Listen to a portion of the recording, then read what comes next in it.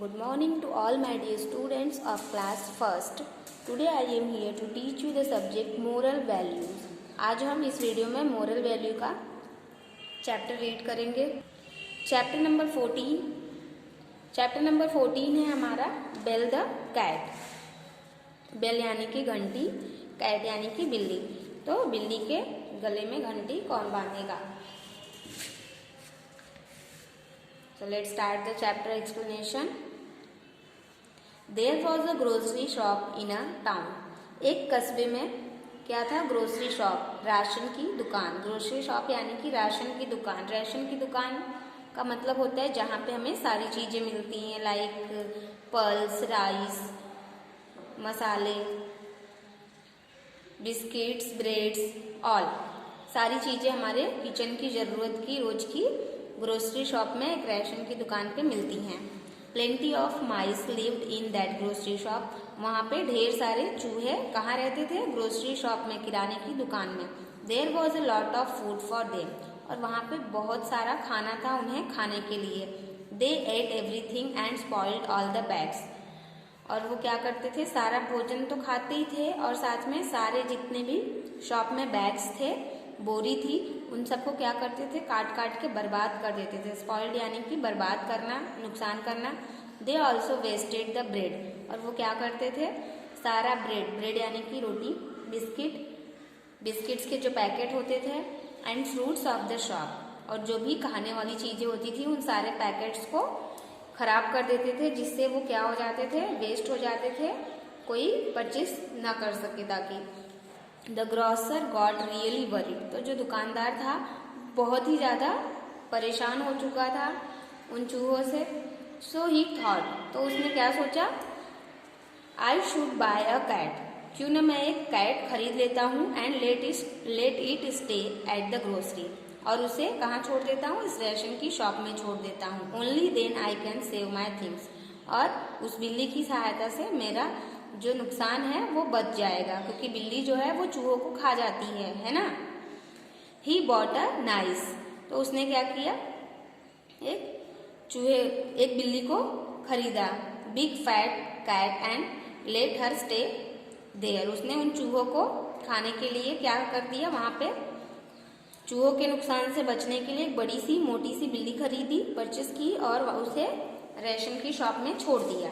The cat had a mice time hunting the mice and killing them. तो वो जो अच्छी सी बिल्ली थी, मोटी हेल्दी सी, वो क्या करती थी? हमेशा चूहों का शिकार करके उन्हें खा जाती थी. The mice could not move freely now. अब जो चूहे थे ग्रोसरी शॉप के, वो क्या कर सकते थे? वो आजादी से वहां पे घूम नहीं पा रहे थे पहले की तरह. They were afraid that any time the cat would eat them up. उन्हें बिल्ली का क्या था? डर था. अफ्रेड यानी कि डरना. वो सब बिल्ली से डर रहे थे. वे सोचते थे कि अगर हम बाहर जाएंगे कुछ खाने के लिए तो बिल्ली हमें खा जाएगी. The mice wanted to do something. तो जो चूहे थे वो क्या करना चाहते थे? वो कुछ करना चाहते थे. दे हेल्ड अ मीटिंग. उन्होंने एक सभा बुलाई. मीटिंग यानी कि सभा, जहाँ पे सारे चूहे इकट्ठे होके प्लान डिस्कस करेंगे. And all them said.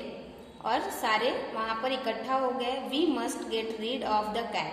हमें इस समस्या का बहुत ही जल्द समाधान निकालना होगा. Can someone give a suggestion. क्या किसी के पास कोई सलाह है, एडवाइस है? All the mice sat and thought. सारे चूहों का झुंड वहां पर इकट्ठा होके सभा में सोचने लगा, गहराई से सोचने लगा इस प्रॉब्लम का solution. A smart looking mouse stood up and said. एक बहुत ही स्मार्ट दिखने वाला चूहा खड़ा होता है और बोलता है. The cat move softly. जो बिल्ली है वो बहुत ही आराम से चलती है. That is the problem. और यही हमारी समस्या है. If we can tie a bell around her neck. अगर हम उसके गले में एक घंटी बांध देते हैं, then things will be fine. तो सारी जो चीजें हैं वो आसान हो जाएंगी. We can know the movement of the cat. और जिससे हमें कैट के सारे हरकत या मूवमेंट यानी कि हरकत, सारी उसकी हरकत पता चलेगी. वो कहाँ जा रही है, किस तरफ जा रही है. जब कैट मूव करेगी तो वो घंटी बजेगी, तो जिससे हमें पता चल जाएगा कि कैट किस तरफ आ रही है और हम वहां से भाग जाएंगे। Yes, that is an only solution. क्या यह एक आखिरी समाधान रह गया है इस प्रॉब्लम का? स्टेटेड ऑल द माइस, सारे चूहों ने ये बात कही। An old mouse slowly stood up and asked, और एक बूढ़ा चूहा था उस सभा में, वो इस बात को समझ गया और उसने पूछा, who would bell the cat, कि कौन बिल्ली के गले में रिंग बांधेगा। आफ्टर सम मोमेंट्स, कुछ ही समय के बाद, there was no one there to answer this question. पूरी सभा में जितने चूहे बैठे थे सब के सब शांत हो गए, किसी ने भी कोई जवाब नहीं दिया इस क्वेश्चन का। तो इस ओवरऑल स्टोरी से हमें क्या मैजिक वर्ड पता चलता है? अब हम देखेंगे मैजिक वर्ड क्या है। स्टोरी आपको समझ में आ गई? अगर नहीं समझ में आई है तो फिर से आप इसे एक बार अच्छे से रीड करेंगे।